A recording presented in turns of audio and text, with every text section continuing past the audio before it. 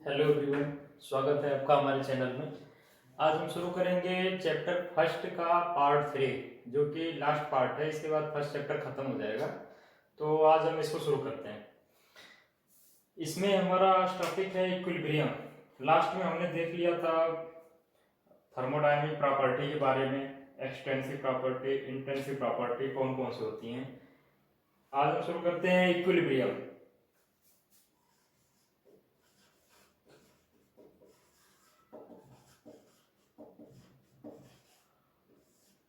Equilibrium, thermodynamic equilibrium.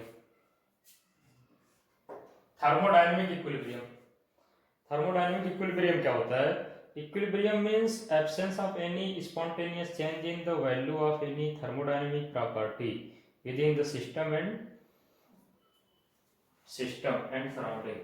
Thermodynamic equilibrium क्या होता है? जैसे कोई दो सिस्टम है, सिस्टम ए है, सिस्टम बी है। ठीक है, सिस्टम ए है, सिस्टम बी है। तो सिस्टम ए और सिस्टम बी कब इक्विलिब्रियम में कहलाएगा? जब इनके बीच कोई स्पॉन्टेनियस चेंजेस नहीं होगा, सिस्टम एंड सिस्टम के बीच में, या सिस्टम या सराउंडिंग के बीच में। सिस्टम या सिस्टम के बीच में, या सिस्टम और सराउंडिंग के बीच में कोई स्पॉन्टेनियस चेंजेस नहीं हो रहा है, तो यह सिस्टम थर्मोडायनेमिक इक्विलिब्रियम में कहलाएगा। थर्मोडायनेमिक इक्विलिब्रियम अचीव करने के लिए तीन टाइप का इक्विलिब्रियम होना जरूरी है। थर्मोडायनेमिक इक्विलिब्रियम अचीव करने के लिए तीन टाइप का इक्विलिब्रियम होना जरूरी है। पहला मैकेनिकल इक्विलिब्रियम,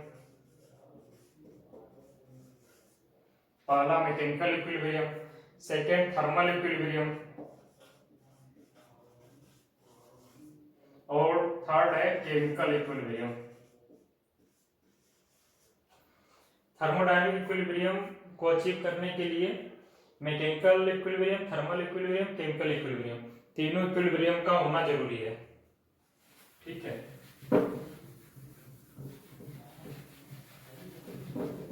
अब हम देखेंगे थर्मल इक्विलिब्रियम होता क्या है। पहले देखते हैं मैकेनिकल इक्विलिब्रियम क्या होता है। मैकेनिकल इक्विलिब्रियम क्या होता है?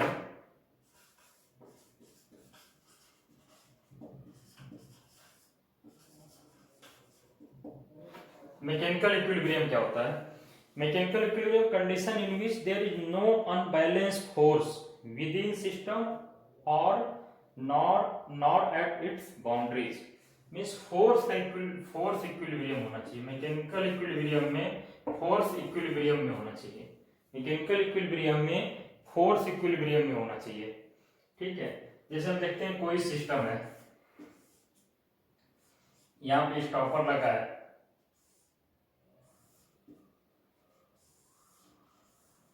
कोई सिस्टम है, यहां पर स्टॉपर लगा है और इसके ऊपर वेट रखा गया है W, और यहाँ पे ये सिस्टम है, इसके अंदर वर्किंग फ्लूइड है कोई, और ये वेट रखा है और ये स्टॉपर है। अगर हम वेट हटाते हैं तो इसका मैकेनिकल इक्विलिब्रियम डिस्टर्ब होता है। वेट हटाते हैं तो मैकेनिकल इक्विलिब्रियम डिस्टर्ब होगा। फिर इसके बाद ये स्टॉपर पर आकर रुकेगा। ठीक है, स्टॉपर पर आकर रुकेगा, तो फिर मैकेनिकल इक्विलिब्रियम अचीव कर लेगा। मींस क्लियर कट ये है, मैकेनिकल इक्विलिब्रियम तभी अचीव होगा जब फोर्स बैलेंस में रहेगा। मैकेनिकल इक्विलिब्रियम तभी अचीव होगा जब फोर्स बैलेंस में रहेगा। क्लियर कट डेफिनेशन है। अब हम देखते हैं नेक्स्ट थर्मल इक्विलिब्रियम क्या होता है। ठीक है, thermal equilibrium thermal equilibrium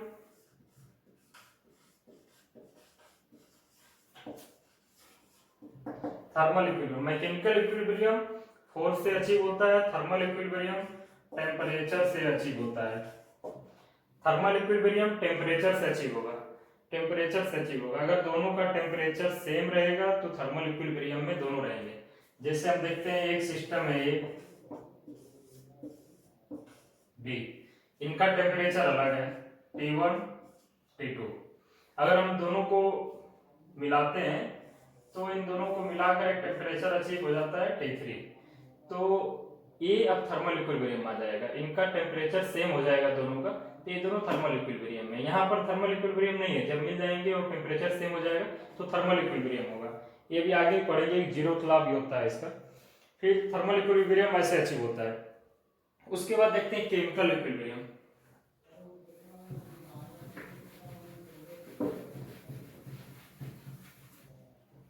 chemical equilibrium कैसे अचीव होता है? केमिकल इक्विलिब्रियम देखते हैं, जैसे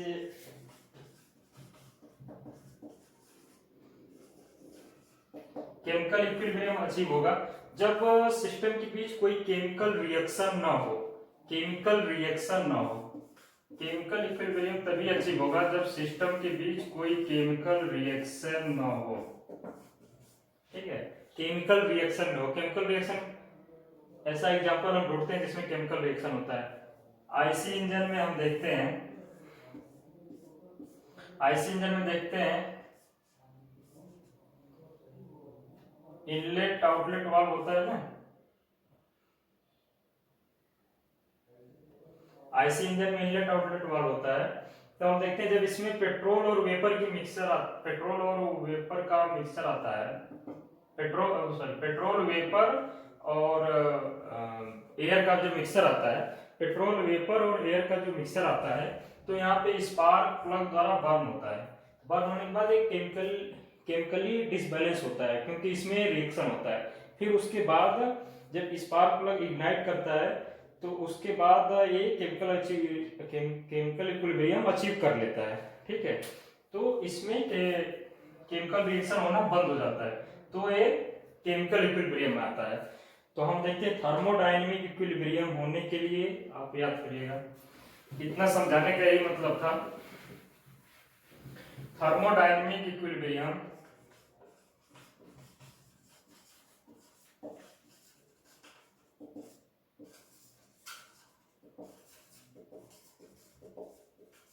थर्मोडायनेमिक इक्विलिब्रियम अचीव करने के लिए मैकेनिकल इक्विलिब्रियम अचीव होना चाहिए,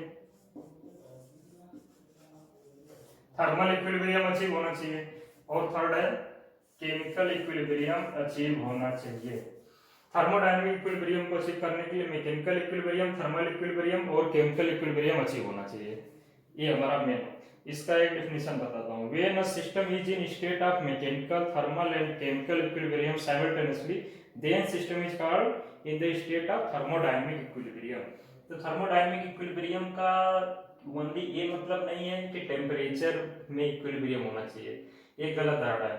थर्मोडायनेमिक इक्विलिब्रियम अचीव करने के लिए मैकेनिकली, थर्मली, केमिकली तीनों प्रकार से इक्विलिब्रियम होना चाहिए। ठीक है, थर्मोडायनेमिक इक्विलिब्रियम खत्म हुआ। अब हम देखते हैं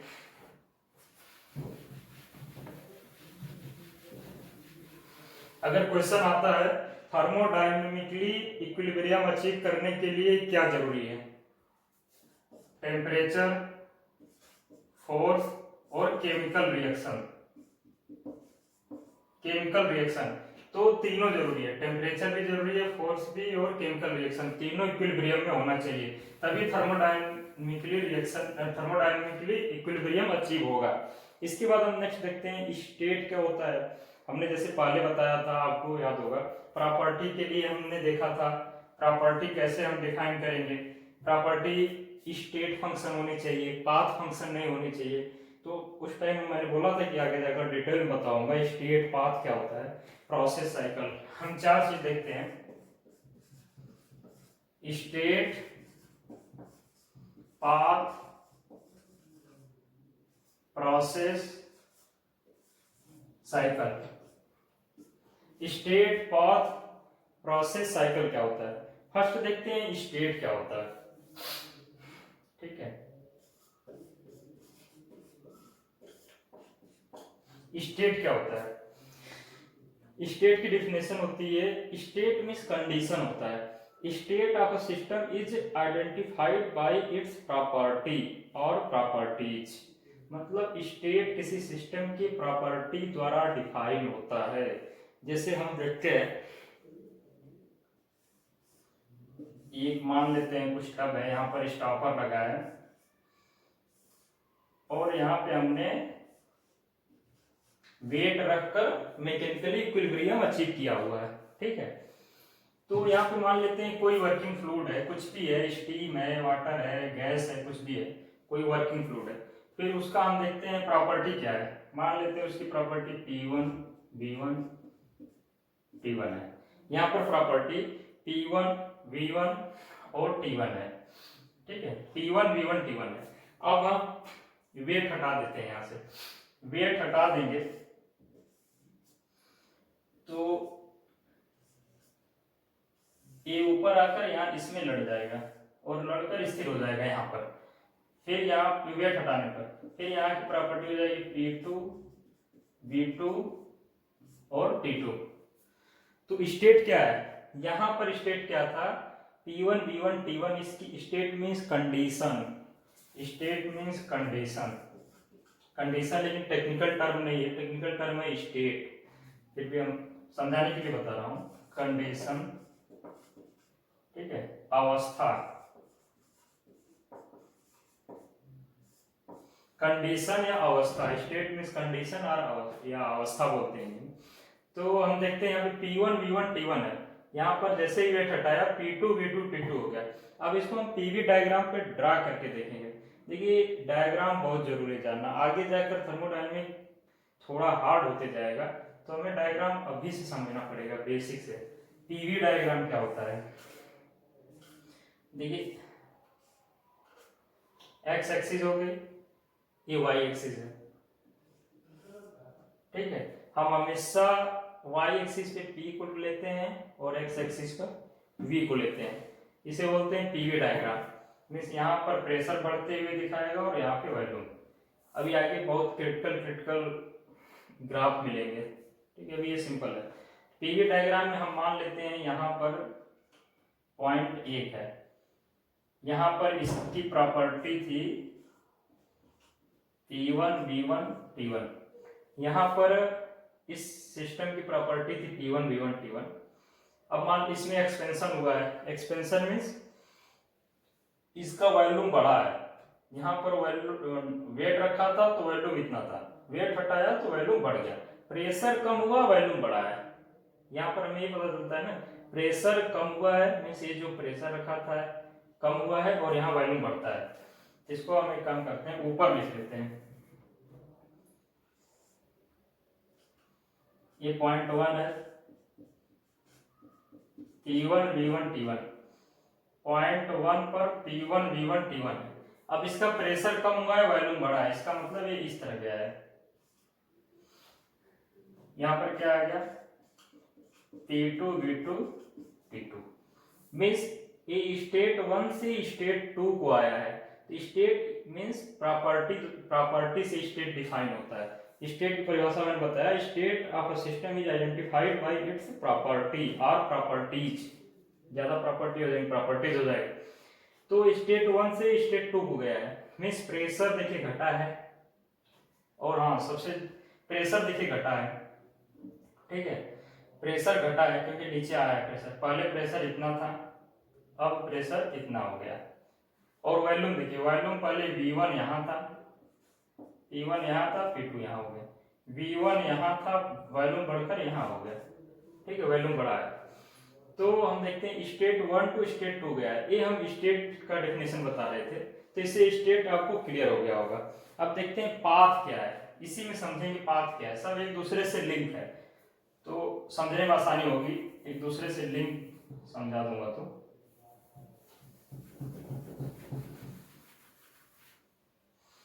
ठीक है, अब देखते हैं पाथ क्या है। पाथ मीन्स रास्ता।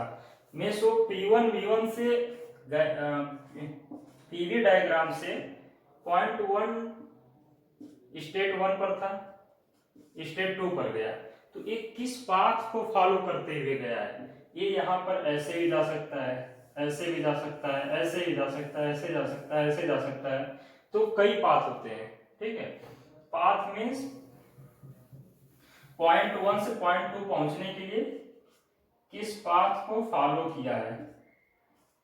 ठीक है, पाथ की डेफिनेशन क्या होती है, path is locus of the series of state describe by system when its state changes from initial to final. Initial state से फाइनल स्टेट में जब जाता है सिस्टम, तो एक किस लोकस ऑफ स्टेट होता है, मीन्स एक पहली स्टेट है, फिर ऐसे ऐसे ऐसे ऐसे इसकी स्टेट कुछ बनी होगी, ऐसे ऐसे आया होगा, तो वही लोकस ऑफ स्टेट पाथ को डिफाइन करता है। ठीक है, पॉइंट 1 टू 2 जाने में जिस रूट को फॉलो किया होगा इसको पाथ बोलते हैं। सिंपल हो गया। इसके बाद देखते हैं प्रोसेस क्या होता है।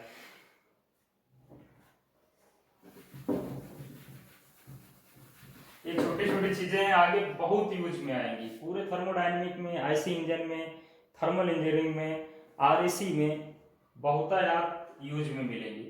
पाथ, स्टेट, प्रोसेस, साइकिल, तो जब शुरू में क्लियर रहेगा तो आगे समझने में बहुत आसानी होगी। हम प्रोसेस देखते हैं। प्रोसेस और पाथ में बहुत थोड़ा सा डिफरेंस है, बहुत थोड़ा सा डिफरेंस है। आपको ये किसी इंटरव्यू में पूछ सकता है, अब तो इंटरव्यू हटाकर स्किल टेस्ट कर दिया है। ठीक है, इंटरव्यू हटाकर स्किल टेस्ट कर दिया है। मैंने भी स्किल टेस्ट दिया हुआ है, मैं आगे उसका एक्सपीरियंस शेयर करूंगा आपको। स्किल टेस्ट में होता क्या है, कैसे होता है, उसमें पासिंग मार्किंग क्या होती है, फाइनल मेरिट में स्किल टेस्ट का वेटेज क्या होता है, शेयर करूंगा इसको। तो देखते हैं हम प्रोसेस। देखिए, प्रोसेस और पाथ में ओनली एक वर्ड का डिफरेंस होता है। ये क्या होता है, complete specification of a path is called process. Complete specification,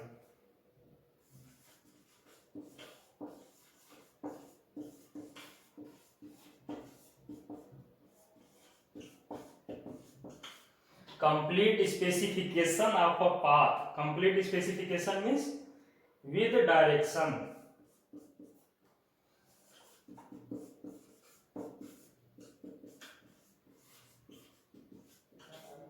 Complete specification means with direction. Complete specification of a path is called process. इसका मतलब क्या होगा, ये देखिए, पीवी डायग्राम हो गया, पॉइंट 1 है, पॉइंट 2 है, यहां से चल के यहां आया, तो इसमें पाथ पाथ कितने हैं, ध्यान से देखिएगा, पॉइंट 1 पॉइंट 2 है, मतलब स्टेट 1 स्टेट 2 है। यहां पर P1 V1 T1 है, और यहां पर P2 V2 T2 है। तो यहां पर पाथ क्या हुआ, 1 से 2 तक पाथ हुआ 1, इसमें पाथ होगा, पाथ की संख्या होगी 1, लेकिन प्रोसेस की संख्या होगी 2। प्रोसेस की संख्या 2 कैसे होगी, क्योंकि इसमें 2 डायरेक्शन लगेंगे। एक देखिए ऐसे लगा सकते हैं, पॉइंट 1 से 2 आया है, तो complete specification of path, specification means direction, complete with direction, a process with direction, a path is direction is called process। Path में जब हम डायरेक्शन लगा देंगे तो एक प्रोसेस हो जाएगा। ठीक है, हम एक ऐसे कर सकते हैं, मींस स्टेट 1 को स्टेट 2 आया है, या ऐसे कर सकते हैं स्टेट 2 टू स्टेट 1 गया है। तो बस सिंपल सा डिफरेंस है पाथ और प्रोसेस में। पाथ में अगर हम डायरेक्शन लगा देते हैं तो प्रोसेस बन जाता है। ठीक है, छोटा सा डिफरेंस है, इसको आप हमेशा दिमाग में रखिएगा। अब इसमें थोड़ा सा मैं और बता देता हूं चीजें पाथ और प्रोसेस की।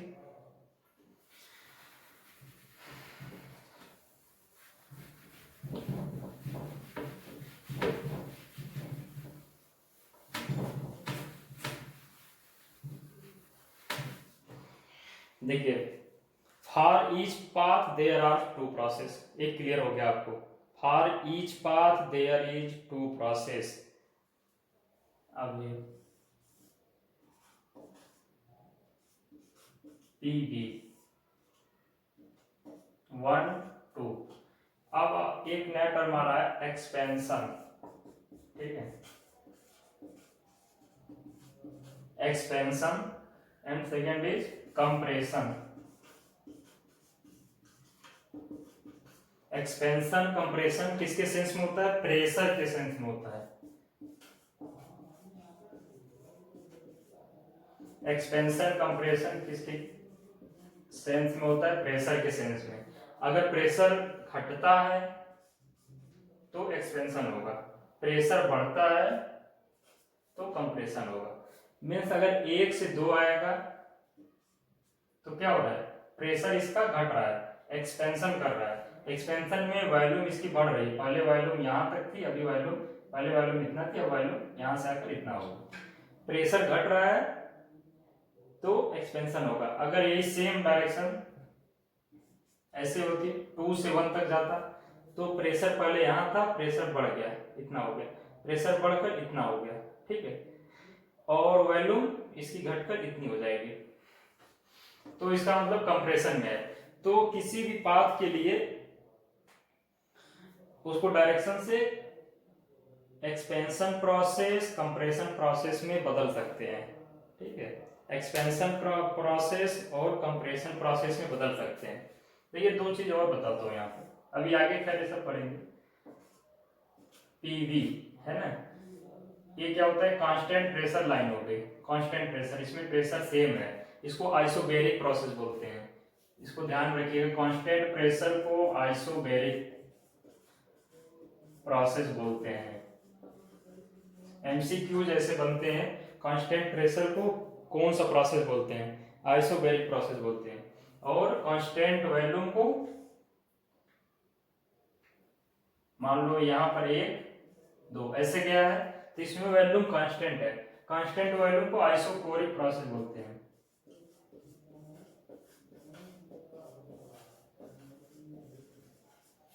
कांस्टेंट वॉल्यूम को आइसोकोरिक प्रोसेस बोलते हैं, ठीक है। अब इसमें हम आगे देखते हैं।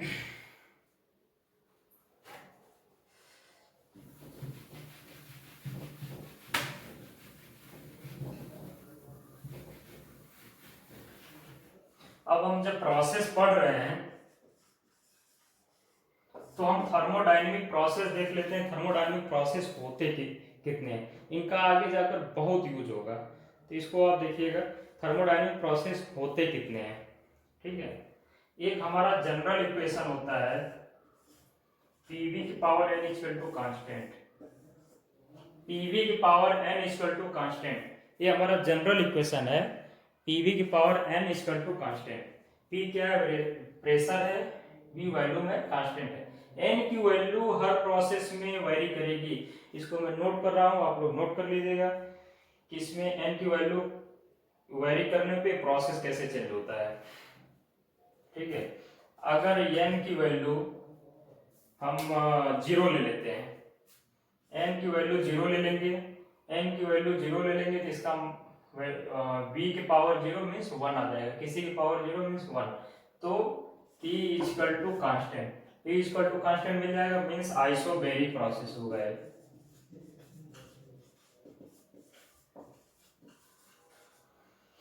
n equal to 0 then p equal to constant then isobaric process, ठीक है।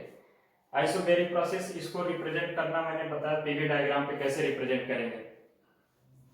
फिर इसका v n की वैल्यू इनफाइनाइट लेते हैं, ठीक है, n की वैल्यू इनफाइनाइट लेते हैं, देन n की वैल्यू इनफाइनाइट लेंगे मींस p v की वैल्यू इनफाइनाइट, इसका मतलब v इक्वल टू कांस्टेंट हो जाएगा। n की वैल्यू इनफाइनाइट लेने पर v इक्वल टू कांस्टेंट हो जाएगा, तो ये प्रोसेस हो जाएगा आइसोकोरिक प्रोसेस। देखिए ये सब एकदम एज इट इज एग्जाम में आता है। n की वैल्यू क्या रखेंगे, क्वेश्चन देगा आइसोबैरिक प्रोसेस में n की वैल्यू क्या होगी, तुरंत आपको n की वैल्यू 0 होगी। क्यों होगी? क्योंकि v की पावर 0 मींस इसकी वैल्यू 1 हो गई, p इक्वल टू कांस्टेंट। पूरा माइंड में सेटअप होना चाहिए। बाकी किसी एग्जाम को क्रैक करने के लिए यही सब छोटे छोटे चीजें हैं जो ये बेस हैं, इनसे भी आगे और सारे कठिन कठिन इक्वेशन आएंगे। तो ये सब बेस अगर क्लियर रहेगा तो आगे पढ़ने में कोई परेशानी नहीं होगी और चीजें क्लियर होती जाएगी। रटना कुछ नहीं पड़ेगा, सब अपने आप समझ में आएगा, क्वेश्चन देखकर रटने की जरूरत नहीं है। फिर देखते हैं n की वैल्यू 1, n की वैल्यू 1 रख देंगे तो v की power 1 means pv equal to constant, pv equal to constant. तो ये कौन सा प्रोसेस हो जाएगा? Isothermal process.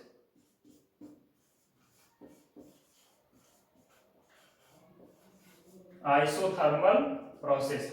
आइसोथर्मल प्रोसेस में क्या होता है, टेम्परेचर कांस्टेंट होता है। आइसोथर्मल प्रोसेस में टेम्परेचर कांस्टेंट होता है, इसको आप ध्यान में रखिएगा।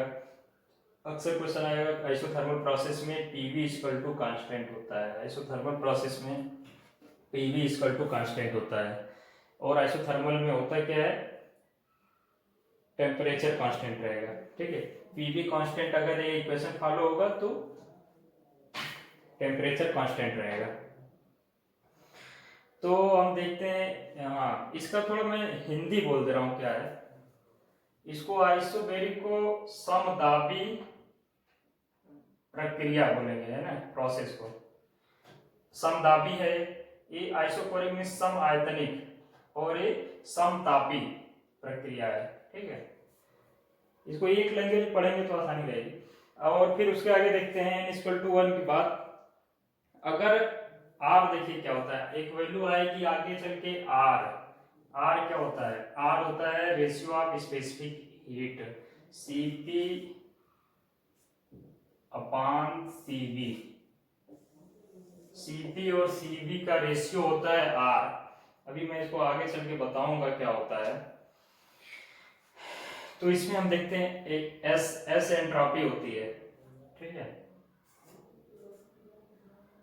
एस एंट्रोपी होती है, इसमें n की वैल्यू देखिए, n की वैल्यू 1 से ज्यादा होगी पर r से कम होगी।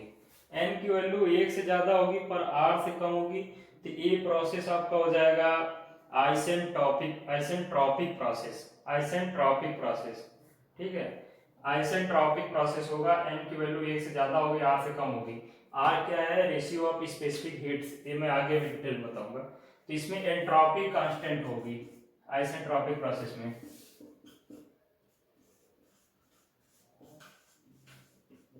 आइसेंट्रोपिक को हम लोग बोलते हैं रिवर्सिबल एडियाबैटिक प्रोसेस भी।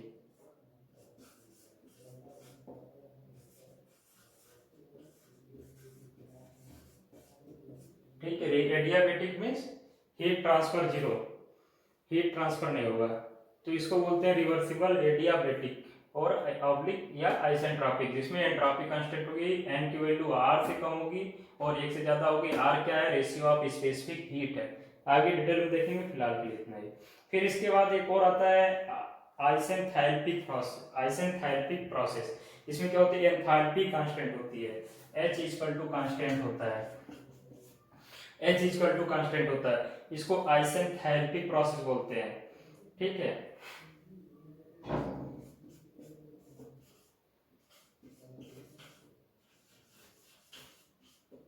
आइसेंथैल्पिक या थ्रॉटलिंग प्रोसेस, दोनों नाम है इसका।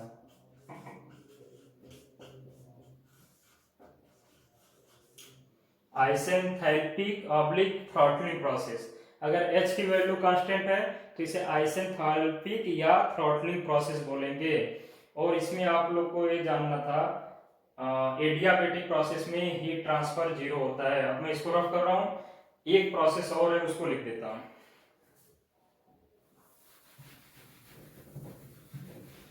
एक प्रोसेस और है, अक्सर एग्जाम में आता है, पूछेगा जिसमें वर्क ट्रांसफर जीरो होता है, del W equal to zero means no work transfer.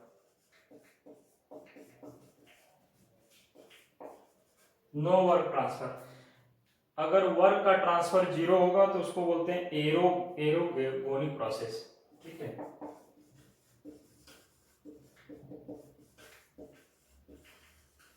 एरोगोनिक process, ये सब मेन प्रोसेस है थर्मोडायनामिक प्रोसेस, बहुत मिलेंगे आगे यूज में, तो इनको अपने दिमाग में सेटअप रखिएगा।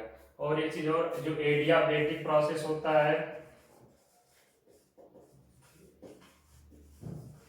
इसमें del Q heat transfer zero होता है। ठीक है, इसको भी नोट कर लीजिए, एडियाबैटिक प्रोसेस में del Q equal to zero, heat transfer zero होता है।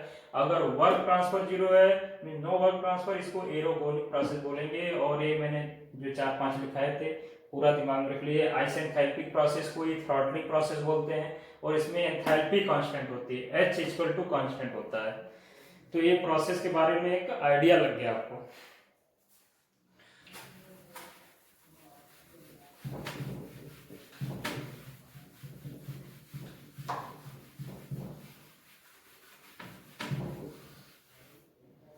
फिर आता है साइकिल। साइकिल क्या होता है, मैंने वहां पे लिखा था ना, पाथ, स्टेट, पाथ, प्रोसेस, फिर साइकिल। साइकिल क्या होता है? साइकिल क्या होता है? Thermodynamic cycle is a series of processes by which system reach to its original और इनिशियल स्टेट। पीवी हमने देखा था 1 से 2 तक एक प्रोसेस ऐसे आया था, ठीक है, मान लेते हैं 1 से 2 तक ये इस प्रोसेस में आया। तो साइकिल क्या होता है? साइकिल के लिए इसे क्लोज होना जरूरी है, साइकिल को क्लोज होना जरूरी है, और इसमें मिनिमम 2 प्रोसेस होने चाहिए। मिनिमम 2 प्रोसेस होने चाहिए साइकिल के लिए, मिनिमम 2 प्रोसेस होने चाहिए, तभी साइकिल कंप्लीट होगी। तो 1 से 2 ऐसे आया है, अगर यही फिर यहां से अपने इनिशियल स्टेट में चला जाता है तो इसको साइकिल बोलते हैं। मीन्स ए जिस स्टेट में जाएगा वहां से फिर से अपने इनिशियल स्टेट में आ जाएगा, उसको साइकिल बोलेंगे। इसकी डेफिनेशन है thermodynamic cycle is a series of processes by which system reaches to its original और इनिशियल स्टेट। इस साइकिल के लिए मिनिमम 2 प्रोसेस होते हैं, मैक्सिमम कितने भी प्रोसेस हो सकते हैं। मीन्स ऐसे गया, ऐसे गया, ऐसे ऐसे, फिर ऐसे करके आ गया आपने, ठीक है। तो ये 5 स्टेट क्लियर करते हुए अपने में इनिशियल प्रोसेस में आ गया, ऐसे ऐसे ऐसे गया, 1 2 3 4। यहाँ पे डायरेक्शन लगाना बहुत जरूरी है, ठीक है। तो ऐसे करके इनिशियल स्टेट में आ गया, तो ये प्रोसेस कंप्लीट कर लिया इसने। प्रोसेस की कैरेक्टरिस्टिक क्या होती है, गुण, लक्षण क्या होते हैं? कैरेक्टरिस्टिक में लक्षण होता है, ठीक है।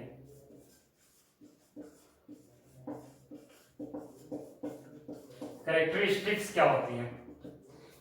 साइकिल की कैरेक्टरिस्टिक्स क्या होती हैं? Cycle will always be a closed loop, closed loop में होना चाहिए। Cycle will always be in closed loop, ठीक है। अब एक क्लॉकवाइज और एंटी क्लॉकवाइज कुछ भी हो सकता है, क्लॉकवाइज और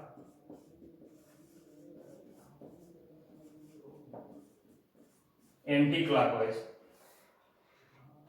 क्लोज लूप में होना चाहिए, क्लोज लूप क्लॉकवाइज और एंटी क्लॉकवाइज दोनों हो सकती है। क्लॉकवाइज एंटी क्लॉकवाइज क्या होता है?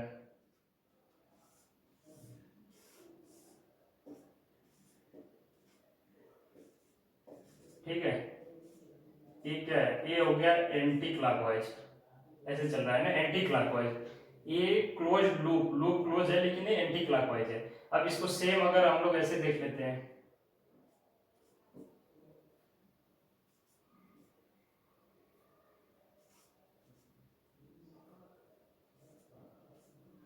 तो ये क्लॉकवाइज हो गया। तो यही होता है क्लॉकवाइज और एंटी क्लॉकवाइज, क्लोज लूप में होना चाहिए।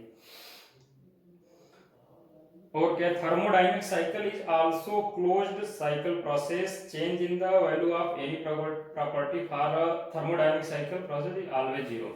देखिए, साइकिल में किसी भी प्रॉपर्टी का साइक्लिक इंटीग्रल जीरो होगा, किसी भी प्रॉपर्टी का साइक्लिक इंटीग्रल जीरो होगा। प्रॉपर्टी के लिए, जहां पी प्रॉपर्टी है, मैंने प्रॉपर्टी जब पढ़ाई थी, प्रॉपर्टी के कैरेक्टरिस्टिक्स में बताया था कि प्रॉपर्टी का साइक्लिक इंटीग्रल जीरो होगा, ठीक है। जहां पी प्रॉपर्टी है, पी प्रॉपर्टी है, तो जैसे हम देखते हैं यहाँ पे P1 मान लेते हैं, प्रेशर, प्रेशर देखते हैं, यहाँ P1 है, P2 है, P3 है, P4 है। तो प्रेशर का साइक्लिक इंटीग्रल जीरो होगा, ये साइकिल का दूसरा कैरेक्टरिस्टिक है, ठीक है। तो आज हमने इतना देखा, साइकिल कई थर्मोडायनेमिक इक्विलिब्रियम क्लियर किया, state, path, process, cycle clear किया। तो आज हमारा ये फर्स्ट चैप्टर यहीं पर क्लोज होता है। हम फिर नेक्स्ट देखेंगे कि इन चैप्टर से क्या क्या इम्पोर्टेंट क्वेश्चन बनेंगे। और अभी तो नेक्स्ट आने वाला exam UP triple S C JE का एग्जाम है, तो हम देखेंगे उसके लिए भी संभावित क्वेश्चन देखेंगे, ठीक है। और फिर मैं एक और वीडियो बनाऊंगा जिसमें यूपी ट्रिपल एस सी का एक एनालिसिस दूंगा कि उसमें क्या उसका सिलेबस कैसे रहेगा। तो उस पर मैं वीडियो बनाऊंगा। मैंने यूपी ट्रिपल एस सी 2 बार क्रैक किया है, 2 बार मैं इंटरव्यू में गया था, उसके फाइनल सिलेक्शन नहीं हो पाया था, लेकिन रिटर्न मैंने 2 बार क्रैक किया था। अब तो इंटरव्यू हट गया था, तो उस पर मैं वीडियो बनाऊंगा। फिलहाल इतना ही है, ठीक है, ओके।